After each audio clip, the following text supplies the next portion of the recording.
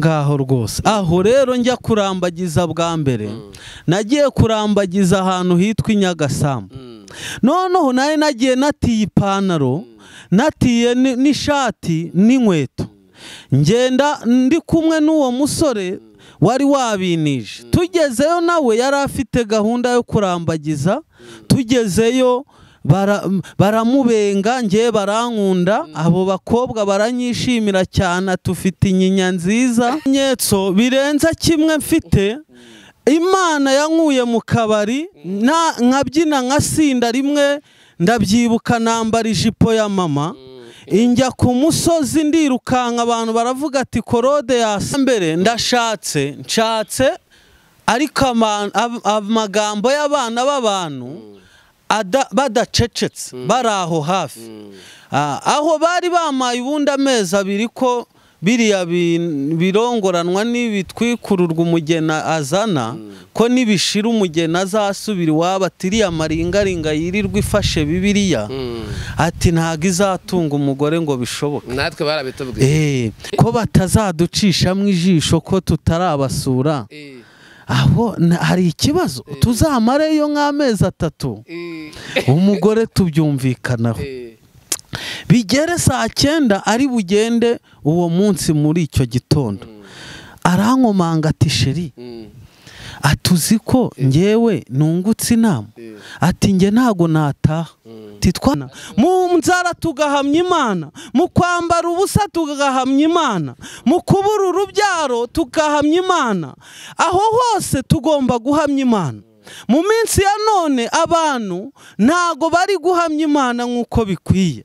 Mu minsi ya none abantu ntago bari kugenda nk'uko Imana ishaka. Imana yarabahamagaye, Imana ibashyiramo umurimo wayo, ariko abantu bari kugoreka ijambo ryayo. Irembo Ryera TV, Irembo Ryera TV.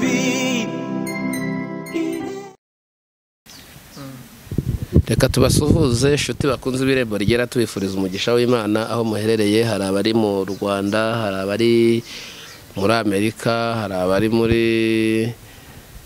Burayi, imigabane yose ndabizi ko mutwandikira mutubwira ko muhari kandi mudukurikira, tubifuriza umugisha w'Imana. Hanyuma rero turi muri cya kiganiro Imboni y'Umuhanuzi, aho tuvuga ibintu byinshi bitandukanye. Rero turi kumwe n'umukozi w'Imana, ariko we ugifungura iki kiganiro ushobora kuba utameze neza, ushobora kuba urwaye, ushobora kuba hari ukuntu uri mu ntambara z'uburyo butandukanye, ariko turakubwira ngo wihangane ukomere. Ibyo uri gucamo ntabwo ari ryo herezo ry'ubuzima, ejo hawe ni heza, Imana irahafite, hari icyizere cy'amahirwe akuri imbere. Rero komeze ugubwe neza. Nagira ngo rero twakire umukozi w'Imana atangire yibwira abantu badukurikiye, hanyuma tuze gukomeza. Karibu. Tubanje kubasuza mu izina ry'Umwami wacu Yesu Kristo. Amazina nitwa Revera Pasteur Niyibizi Jean Claude.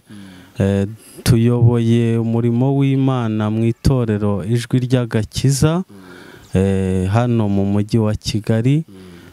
Dushimye Imana kuba itwemereye tukaba turi kuri uyu munsi, kuri iyi saha, duhumeka umwuka w'abazima.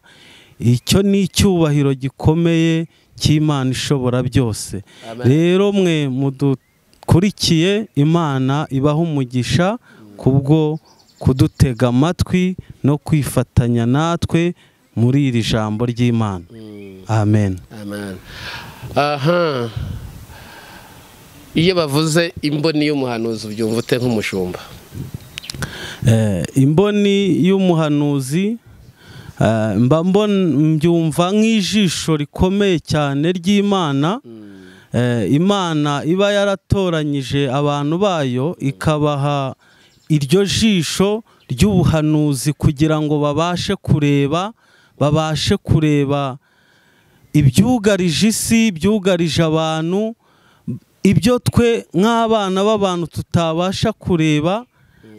Umuhanuzi we ajya abasha kureba, akavugana n'Imana, akabasha kureba.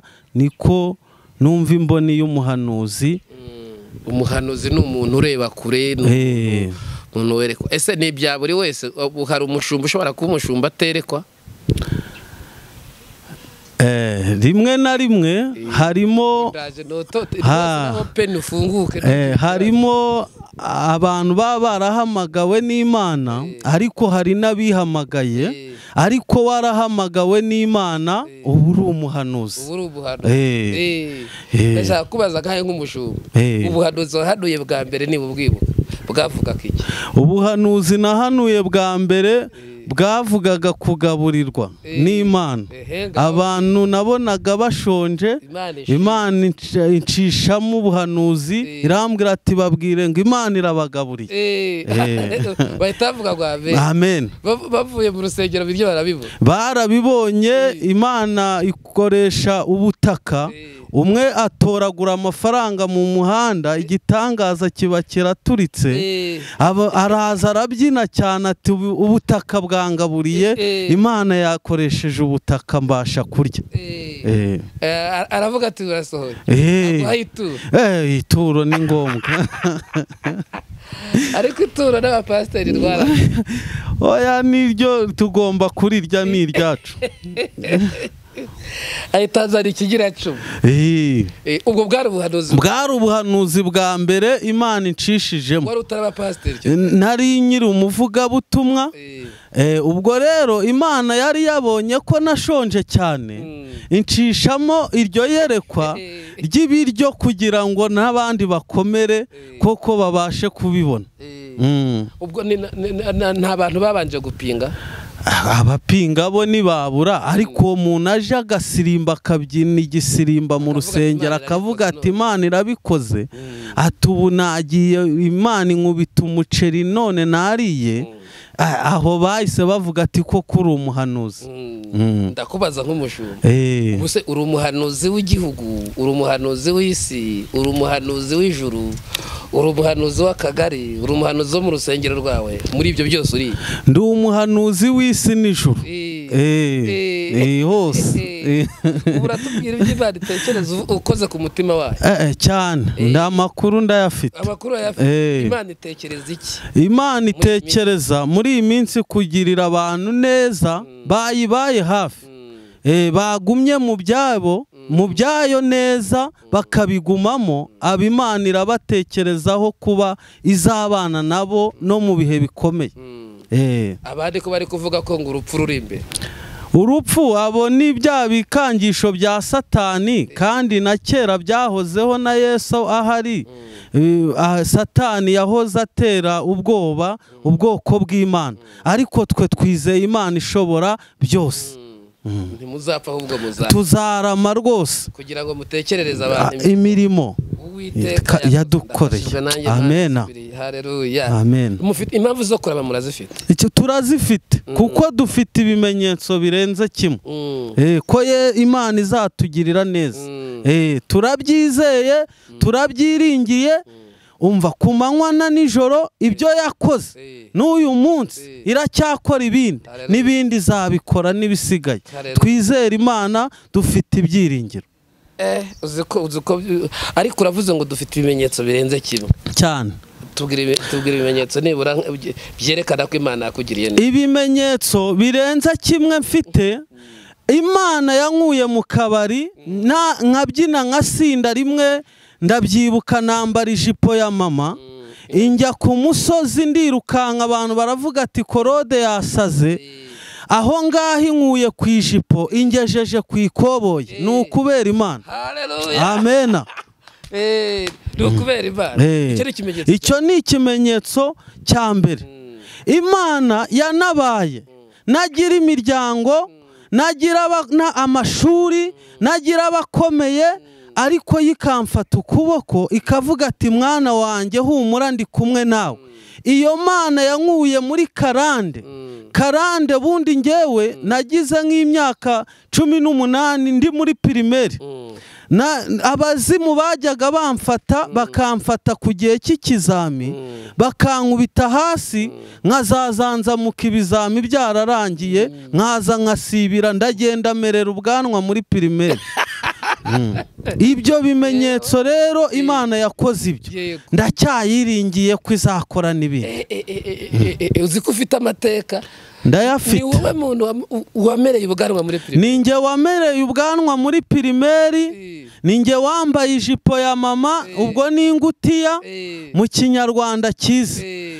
Ndayambara ndiruka kubera ibiyobyabwenge, ariko Kristo araza aradutabara. Turacyamuhamya, ni umugabo nyamugabo, najya ava ku rugamba, urugamba rugumaho. Amen.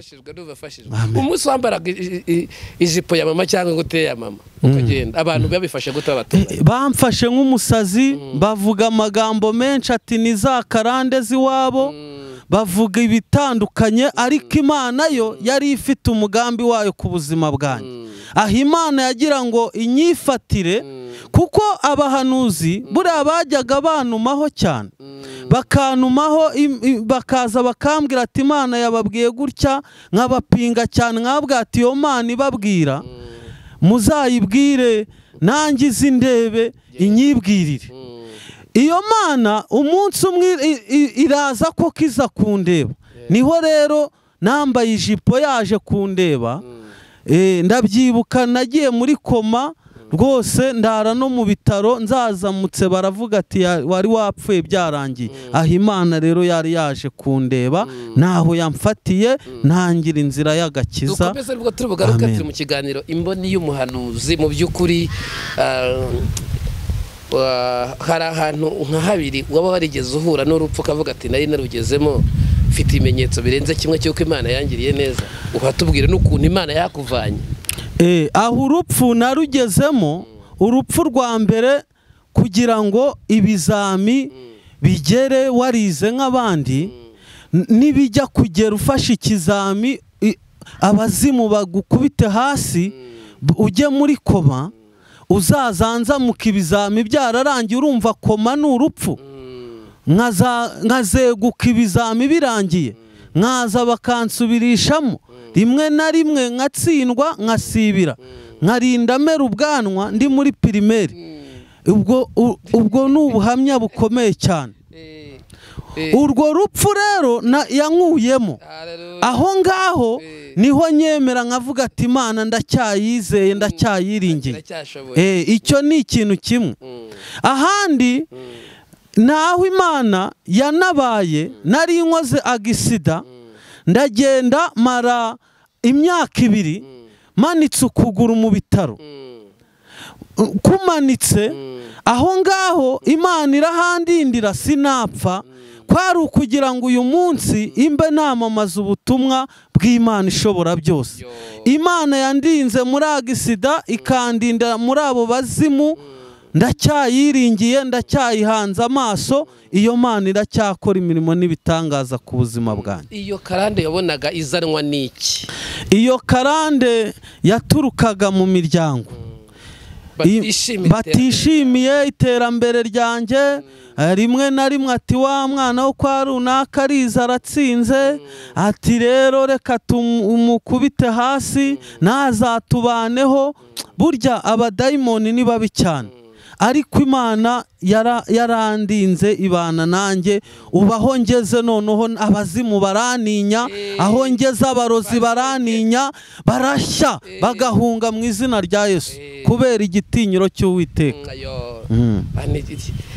Uhura n'Imana bwa mbere, ujya kuva mu iyo karande uhura n'Imana bwa mbere, mwahuye mute kugira ngo winjire muri izo mbaraga zose?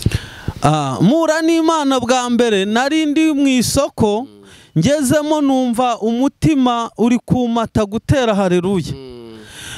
Ndavuga ati baranseka, umuntu w'umusore ndazamura haleluya mu isoko, n'abakobwa baraha, n'ababyeyi baraha, n'abagabo baraha, ariko Imana nikora nk'abantu. Numva umutima ugiye kumvamo, ngiye kumva ati haleluya, isoko ryose atamena. Ndavuga ati niyo yaje. Aho rero nza kuvuga ati Imana ineresha haleluya mu isoko, ati iyi ni Imana koko. Naho twahuriye, ntangira urugendo rwo kuyoboka mu nzu y'Imana.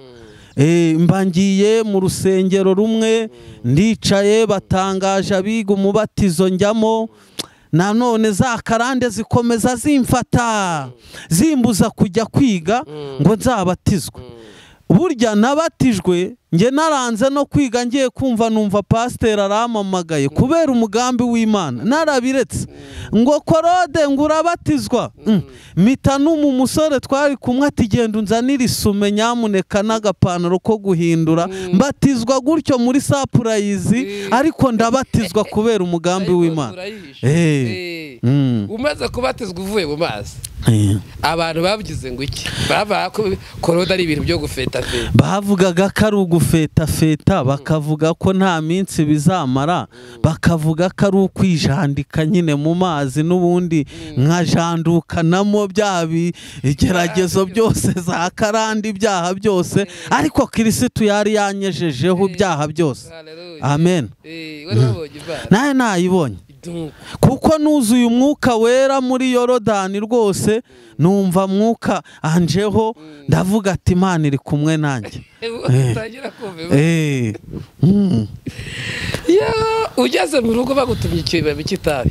Ngeze mu rugo urumva nyine mukecuru ati genda ikibabi wavuze ubugoro n'ubugoro bantu mu bugoro ndemera nca bugufi njya kubuzana ariko bigenda birangira menya ko agakiza kaje muri nge Imana yaje muri nge akajya atuma abandi bana. Imana ibaraje. Amen. Korode rero mu buzima bwa kuba umusore ukijijwe niyihe mirimo wahise wihatira gukora mu gihe wari umaze gukizwa? Imirimo nahise nihatira gukora akenshi nabaye mu nzu y'Imana cyane imva mu by'isi kuko ubundi ngewe mu by'isi nari umubyinnyi wa darama nabyinaga mu mabuwate mu kimasuro aho ngaho. Aho rero nahise mihunza ahubwo nangira kujya mu ma worship team nangira kujya muri korari nangira gukunda kuramya no guhimbaza Imana nangira gukora amasuku mu rusengero kugira ngo mbone inzira yo kuzinjira koko mu murimo w'Imana nyirizina. Nibera mu rusengero iby'isi nsa nkaho mbyihungijeho gatoya kuko ndabyibuka namaze amezi 3 mu rusengero. Nibereye mu rusengero kugira ngo nasubira mu by'isi. Nuko natangiye kubaka umuhamagaro wanjye. Utangira kubaka uvuga uti rwose ukomerera muri aho ngaho. Nkomerera aho ngaho ngenda nzamuka mu mudiyakoni imba umuvugabutumwa imba umwarimu w'itorero imba pasiteri none ngeze kuri revera.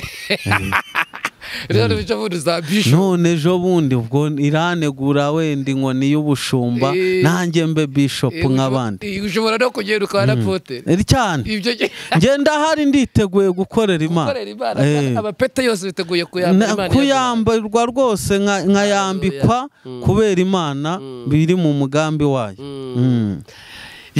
Noneho rero Korode karame umaze gukizwa ndashaka kugira ngo umubuhamya ujya kurambagiza iyo munsi uri umuntu w'umugabo ukijijwe wagiye gusaba ute iwanyu bagiye gusabira gute se bajyanye icyayi kandi batari mbega mu ishusho umukobwa mwakundanye bwa mbere amubwiye ngo aho ngaho rwose aho rero njya kurambagiza bwa mbere nagiye kurambagiza ahantu hitwa Nyagasambu. Noneho naye nagiye natiye ipantaro natiye n'ishati n'inkweto ngenda ndi kumwe n'uwo musore wari wabinije. Tugezeyo nawe yari afite gahunda yo kurambagiza. Tugezeyo baramubenga ngiye barankunda abo bakobwa baranyishimira cyane tufite inyinya nziza baranyishimira rwose. Noneho umusore ati nubwo mwamukunze iyo myenda ninjye wayimutije kugira ngo nyine ncika amazi nsebe. Abakobwa ati rwose icyo twamukundiye ati yari yambwiye ko azatira imyenda ariko akaza ati nicyo twamukundiye ati wowe uri umwiyemezi. Imana aho inshingira igiti rwose sinaseba kurambagiza bigenda neza ndataha umukobwa tubyumvikanaho neza arankunda. Muri mu nzira mugarukana wa musore rero turi mu nzira urumva twarebanaga y'ingwe akavuga ati ngiye banciye amazi shawe bagukunze ati nukubera Imana ati rwose ngewe tihariya n'Imana yabikoze. Turagaruka dusubira aho twabaga nuko urugendo ndarukomeza gutyo. Bigera igihe cyo gusaba rero bigera igihe cyo gusaba Imana irambwira ati rero mwana wanjye nguhaye ubukwe bw'umugisha. Icyo gihe bimbwira nari mfite 6,000 mu mufuka. Irambwira ati ibyo 6 genda uhereho ukoresha invitation. Ndazamuka njya mu mujyi nkoresha invitation. Nkoresheje invitation z'6,000 ndazitanga izo invitation zamaye inkwano zima amamodoka zima amafanta yo kujya gusaba zima abasaza bavuga ijambo zinkorera byose.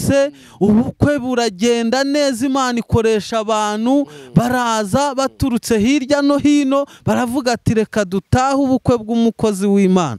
Baraza Imana iranambagiza rwose ndayibona ku 6,000. Abantu barangije baravuga ati dore wa mugabo wajyaga wambara ingutiya ati dore wa mugabo wajyaga wambara ingutiya ati dore wa undi wajyaga ubyina mu tubyiniro hirya no hino dutandukanye ati dore Imana imukoreye ubukwe bw'umugisha. Ubukwe rero bwagenze neza n'ukuri umva byari bikomeye cyane ariko Imana irahaseruka ikoresha 6,000 nibyo nari mfite. Ariko uzi ko bya bidavanga umufite ikimenyetso kirenze kimwe uzi ko ari kimwe. Ibimenyetso birahari cyane. Ibimenyetso urabifite birahari cyane uko umuntu yabivuga. Birahari rwose. Claude rero urashatse ugeze mu rugo rero uri kumwe n'umudamu ni ibiki byakubayeho byagukamuye bikakugira umugabo koko kuko gushaka ni kimwe urugo wahuye n'ibiki wahuriye no mu rugo kugira ngo n'abantu badukurikiye bumve ibyo wihanganiye kugeza uyu munsi ukabukira umugabo. Icyambere nshatse ariko amagambo y'abana b'abantu badacecetse baraho hafi aho bari bamaye ubundi amezi 2 ko biriya birongoranwa n'ibitwikururwa umugena azana ko nibishira umugena azasubira iwabo atiriya maringaringa yirirwa ifashe Bibiliya ati ntago izatunga umugore ngo bishoboke. Natwe barabitubwiye. Noneho wa muceri nanjye umugore akadahaho nkavuga ati ariko kuri gushira aho nushira biragenda gute aho bya bintu abantu bavuze nibiza kubimamo. Mbona imboga zirashize mbona amakara arashize mbona amavuta arashize. Uwo munsi ndavuga ati kurya noneho ni ikibazo. Twirirwa mu nzu dusenga Imana. Ndabyibuka surprise ya mbere igitangaza Imana yankoreye yaje kumbwira ati mujye mu masuku. Tugiye mu masuku injya ahantu imbeba yari yarapfunitse bya bindi bya kado ibintu by'amashashi ibintu by'ibipapuro nkuyemo bya bipapuro mbonamo inote y'igihumbi imbeba yazanye. Ubu imbeba ndazikunda cyane. Nje imbeba ntago nayica iwanjye kuko yigeze kungaburira irambikira iranzigamira. Aho imbeba birangaburiye mfata agashashi kamverope injya ku isoko maho utwo twaburaga uwo munsi turaramuka abari bategereje ko duseba nitwaseba. Irindi shuri naciyemo rikomeye cyane hari igihe cyageze inzara ibinzara. Tujya inama n'umugore atese ari ugusubira iwanyu nanjye nkasubira iwacu tukabyita kubasura ko batazaducishamo ijisho ko tutarabasura. Aho hari ikibazo tuzamareyo nk'amezi 3 umugore tubyumvikanaho. Bigere saa 9 ari bugende uwo munsi muri icyo gitondo arankomanga ati sheri atuzi ko ngewe nungutse inama ati nge ntago nataha ati twasezeranye akaramata, ati none inzara ize idutandukanye kandi ari urupfu cyangwa Kristo agarutse, ati oya, ati ngende kumwe nawe. Ubwo icyo gihe numva umutima umvuyemo, ati se biragenda biraza kugenda gute? Ambo Imana itaburi kubigenza, yaje gukoresha umuntu aramuhamagara ati hano habonetse akazi, atariko n'ugukora ubayo. Agiyeyo bavuganye, baravugana bajya mu biciro, barampamagara ati se mugabo mwiza, kari ugukora mbayo ari kujya mu rugo no kuguma muri aka kazi, icyiza ni iki? Ati cyiza ni akazi, ti kujyana iwanyu n'iwacu batazamenya ibyabaye. Abagiye mu kazi ko mu rugo, nsigara ndera umwana, nkajya ndera umwana njya no ku murimo w'Imana. Ambo haciye amezi 2, ubwo yazaga ku cyumweru ameze nk'uje gusenga, aje gusuhuza umwana, nanjye nibwo namubonaga. Amezi 3 ashize, umuzamu waho aza kwiba, yibye baramwirukana. Noneho babwira madamu ati se umugabo wawe ubundi ari mu cyaro arahinga, tabari guhinga yoroye n'amatungo. Ati se nta muzamu watubonera wasize mu cyaro? Ati namubashakira. Ubwo nibwo yampamagaye ati nababwiye ko utari umugabo wanjye, uzaze muvugane ufata akazi k'ubuzamu. Mba ndaje, twemeranyijwe 40,000, ndabyemeye nawe ahari. Ubwo akazi k'ubuzamu mba ndagatangiye, umugore ari gukora akazi ko mu rugo, nanjye ndi kumurinda nk'umuzamu, ba bosi batabizi. Akazi turagakora amezi 6. Ati warya gute? Yashyiraga mu gikombe cyane, agashyira mu kazu k'umuzamu, kurya n'ibyari byemewe. Iyo bamfata ndya ibiryo bari kutwirukana twese. Tubibamo ngacunga baryamye ba bosi, nkagenda nkajya muri cya gikombe nkabirya ari imikonjera, ariko Imana ikamvugaho ijambo ryayo, ikambwira ati ndi kumwe nawe mwana wanjye. Muri izo saa 9 ndi kurya ibiryo bikonje, ariko Imana ikavugana nanjye. Umunsi umwe mabuja, umwana yari yaratinze kuvuka, inda yararengeje igihe, mabuja wanjye, aho twari turi n'umugore. Noneho Imana incishamo iyerekwa, irambwira ati bwira nyokobuja ko kuwa 3 azabyara umwana w'umukobwa, kandi azabyara neza. Kuwa 3 bigeze nk'uko Imana yabivuze, abyara neza. Abyaye neza, aje ati zamuti burya n'umuhanuzi koko, atuhereye umunsi atujya umugaburira ibiryo. Nibyo bamembye. Kubera iki? Ubuhanuzi Imana yanyujijemo.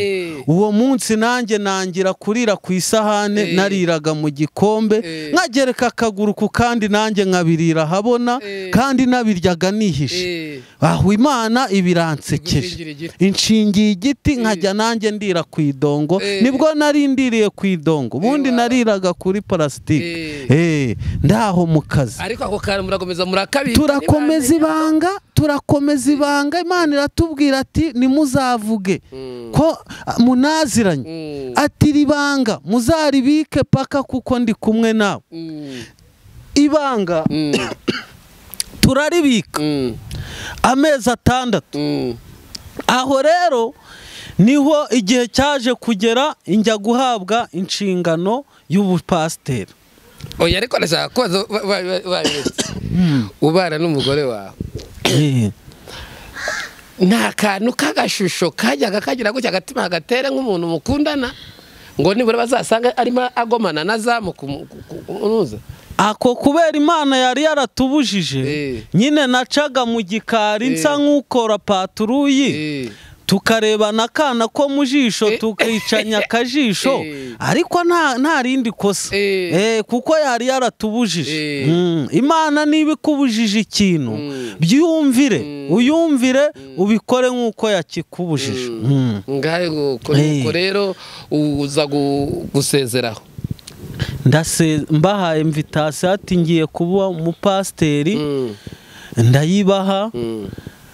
ati rero twabanye neza enda n'intwererano ugende ukora umurimo w'Imana bandangije kuyakira nayishyize ku mufuka mpita mbabwira ati rero uyu ni madamu wanjye buriya nta nubwo musiga bajya muri koma ati ntimwatwibye ati umugore n'umugabo ati mu kazi tubabwira ubuhamya baravuga ati Imana koko iri kumwe namwe kuva uwo munsi batugira abana muri urwo rugo tugenda amahoro nk'abakozi b'Imana yo muragiye tuba turagiye tugiye mu murimo w'Imana ubuzima buza guhinduka rero bute ya mafaranga mwakoreye mwaragiye murayacuruza ngendo ndashaka kumva ya mafaranga twakoreye aho ngaho niyo yabaye fondasiyo y'ubuzima kugeza na n'uyu munsi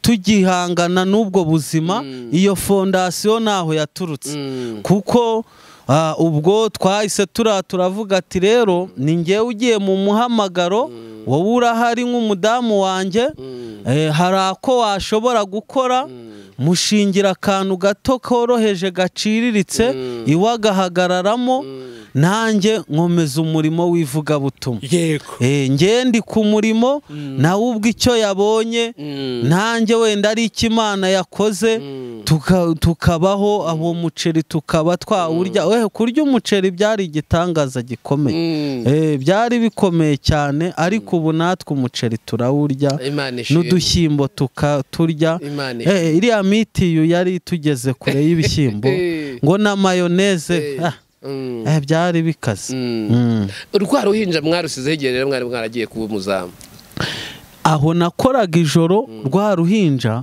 nkataha nkajya kururera noneho nimugoroba naza ku kazi k'ubuzamu nkarusigira akana twari turi kumwe mushiki wanjye yari yanije ngo kamfashe nyine muri ibyo ngibyo nuko murakomeza muri ubwo buzima buragira buraranenga burarangira batese kuba pasiteri rero kuba pasiteri byari mu mugambi w'Imana urumva ahantu Imana yari yancishije hari hakomeye cyane kandi Imana yagomaga ibivugaho njye sinabirwaniye ahubwo Imana niyo yabimaye mu bushake bwayo urangije wisanga abaye pasiteri nanjye nisa jambo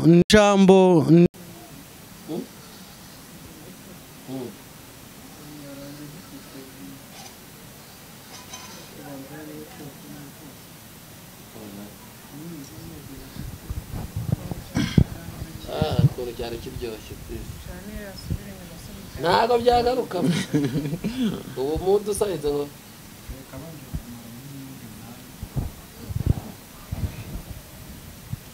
ni ukuvuga ngo guhaguruka ni amakosa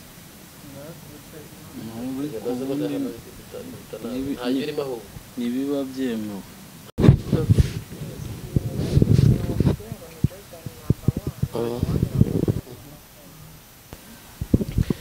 nuko rero wari ugiye kutubwira ijambo ry'Imana hari ijambo riri kumfasha muri iyi minsi Danieli ibice 3 umurongo wa 18 haravuga ngo ariko naho itadukiza nyagasani umenye ko tutari bukorere imana zawe habe no kuramya icyo gishushanyo cy'izahabu wakoze ba Saduraka bajugunwa mu itanura nibashya Nebukadinezari azabiranwa n'uburakari mu maso he hahinduka ukundi areba Saduraka na Meshake na Bedenego igitsure ategeka ko benyegeza itanura ngo rirusheho uko ryari rikwiye kwaka karindwe iri jambo rifite intego ivuga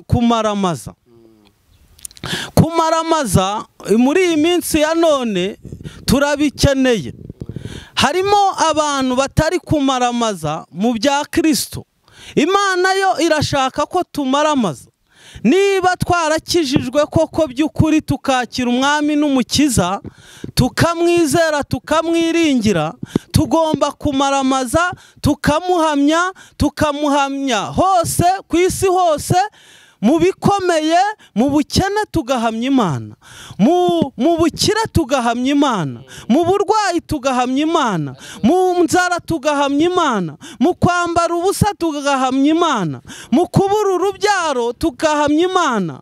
Aho hose tugomba guhamya Imana. Mu minsi ya none abantu ntago bari guhamya Imana nk'uko bikwiye.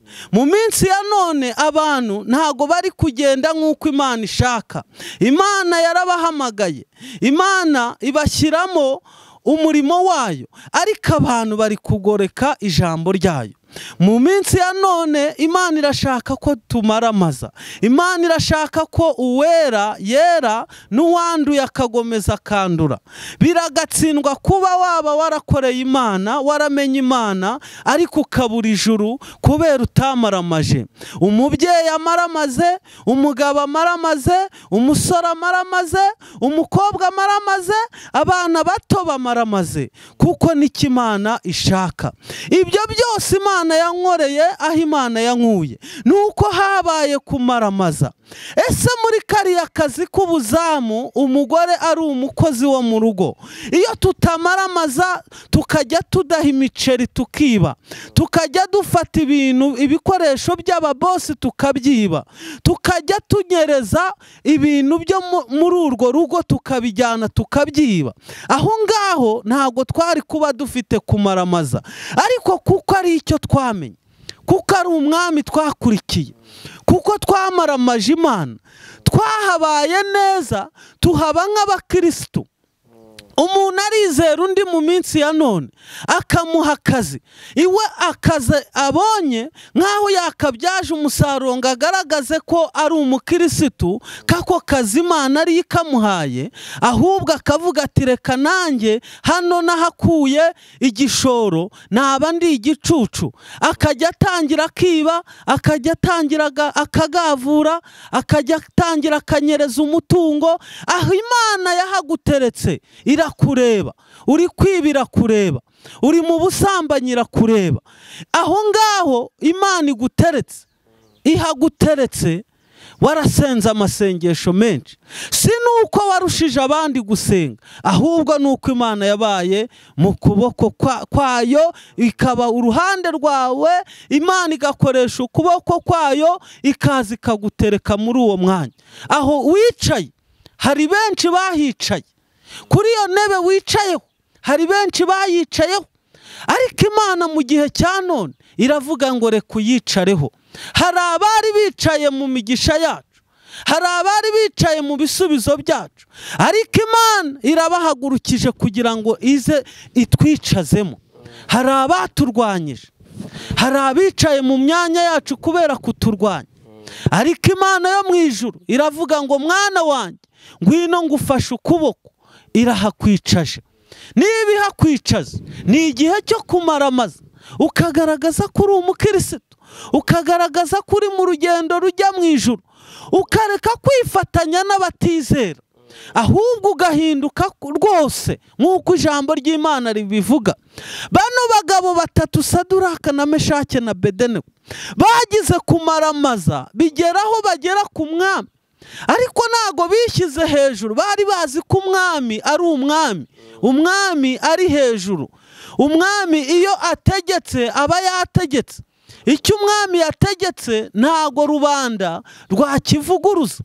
Ariko baca bugufi ati umwami Nebukadinezari, nyagasani, naho Imana yacu itadukiza, nta kiza gutuma twubarara ngo turamye ibi bishushanyo by'izahabu mwateguye. Twizeye Imana ishobora byose, twizeye Imana ikura abantu mu bushomeri, twizeye Imana ikura abantu mu guterezwa cyamunara, twizeye imana yishyura keredi, twizeye imana ijya ikura abantu mu bukode ikabubakira amazu, twizeye imana ijya ifata abatagira shinge na rugero ikagira abakomeye. Iyo wicishije bugufi imana igushyira hejuru, ariko iyo wishyize hejuru imana igucisha bugufi. Twizeye imana ikiza diyabete, twizeye imana ikiza kanseri, twizeye imana ikiza indwara zose zananiranye zikomeye, izo imana ibasha kuzikiza. Wowe uheze ku gisasiro, wowe uheze aho ngaho ku buriri, uheze kwa muganga, aho ngaho imana irahari kugira ngo ihaguhagurutse, aho imana irahari kugira ngo ihagukure. Uriya murwayi wari umaze imyaka 38 ari ku kidendezi, yarabuze uwamujugunya mu kidendezi ngo abashe gukira. Aho ngaho yari ategereje imyaka myinshi, ariko Kristo aje aravuga ati korera uburiri bwawe wigendera. Uyu munsi nawe wakikorera uburiri bwawe ugahaguruka ukagenda. Uyu munsi nawe imana yaguhagurutsa. Uyu munsi nawe imana iracyakora, yaguhagurutsa ikavuga ngo vaho mu bitaruri. Imana yaguhagurutsa aho umaze iwawe uri mu buriri, uhamaze igihe kinini cyane, uhamaze imyaka myinshi, uhamaze amezi menshi, ariko imana iravuze ngo haguruka, haguruka muri aka kanya, kuko ari imana ishobora byose. Basaduraka na Meshaki abantu barabasetse cyane, baravuga ati aba bagabo bashatse kuvuguruza itegeko ry'umwami ni bagabo nyabake, ariko bari bafite ijambo bavuganye n'Imana, bari bafite imvugo y'Imana. Niba ubitse nzayimana, humura, haracyari ibyiringiro yuko igiti cyatemwa ariko kikongera kigashibuka. Igiti iyo cyatemwe kigira amazina menshi, hari amazina bakwise nawe, hari amazina baguhimbye siyo witwaga, ariko kubera Satani yaje agira uko agusubiza inyuma, agira ibyo aguteza inyatsi, aguteza igihombo. Aho ari amazina wiswe muri karitsiye. Igiti iyo cyatemwe ntabwo kiba kikiri igiti, gihinduka ingiga, gihinduka igishyitsi, gihinduka umwasi. Umva, igiti iyo cyatemwe ntabwo kikiba kiri igiti, ahubwo kigira amazina menshi. Nubwo watemwe, nubwo wasubijwe inyuma n'abadayimoni, nubwo bagushubije inyuma, nubwo uri hasi ari urwego wari ugezeho ariko ukabona byasubiye inyuma, Imana iraje kugira ngo yongere ihagararane nawe. Imana iraje ngo yongere ihagararane nawe aho wasenyutse, kugira ngo Imana yongere izihubake. Ariko ibyubatswe n'Imana, ibyubatswe n'Uwiteka biba bikomeye. Iyo byubatswe n'Uwiteka arabirinda ibihe n'ibihe. Iyo byubatswe n'Uwiteka abiha umugisha. Iyo byubatswe n'Uwiteka abiha imbaraga. Hari igihe waba warabyubakishijwe imbaraga z'abapfumu, hari igihe waba warabyubakishije mbere imbaraga z'abadayimoni, ariko Imana yo mu ijuru uyu munsi niyije kubyubaka. Ibyo izaba yubatse bizaba byubakitse mu izina rya Yesu. Saduraka na Meshaki bemera kubajugunya mu itanura ry'umuriro, bemera kujyamo bajyamo, ariko bagezemo basanga marayika w'Imana ari kumwe nabo. Iyo uri mu kigeragezo ariko warasenze neza, warakiranutse, aho Imana ibiri kumwe nawe. Ariko iyo wayiteye umugongo ukagera mu bihe bikomeye, nayo ikuvaho. Niho uzasanga abantu basenga ngo yaranyibagiye, ngo yarandetse, ngo menye Imana itakibaho. Imana irahari. Imana twabonye cya gihe, Imana wabonye urya munsi bikomeye. Abantu bashyizeho finali, abantu bashyizeho iminsi. Icyo nyikundira, abantu bajya batanga iminsi yigatanga imyaka. Imana yo mu ijuru iri kumbwira ngo wowe uduteze amatwi, Imana yongeye yaduhaye iminsi yo kubaho. Abantu bari barashyizeho iminsi ariko Imana ishyizeho imyaka. Imana itanze kurama. Imana itanze kurama mu izina rya Yesu. Imana itanze kwaguka. Humura, haracyari ibyiringiro. Shikama ku Uwiteka. Ni iki cyari kiguteye gucika intege? Ni iki cyari kigushubije inyuma? Ni iki cyari gitumye uva mu byiringirwa? Ni iki cyari gitumye ureka Imana? Ijambo riravuga ngo haracyari ibyiringiro. Yobu yarageragejwe, yahuye n'ibikomeye, yahuye n'ibigeragezo bikomeye. Ntabwo urahura n'ibyo Yobu yahuye nabyo. Amatungo amuvaho, abana bamuvaho, imiryango imuvaho, inshuti zimuvaho, ariko Yobu bakaza bakamubwira ati ariko ko ubona ntacyo usigaranye, wakihakanya Imana bikarangira. Ariko Yobu aravuga ngo niyo napfa nzakomeza kwiringira Imana. Rero haracyari ibyiringiro. Omatana n'Imana, ugumane n'Imana. Imana iri kumwe nawe, Imana iragukunda, Imana igufitiye umugambi mwiza. Iyakoze biriya, iyakoze ibyanjye, iyakoze biriya byawe izakora n'ibindi mu izina rya Yesu. Amen.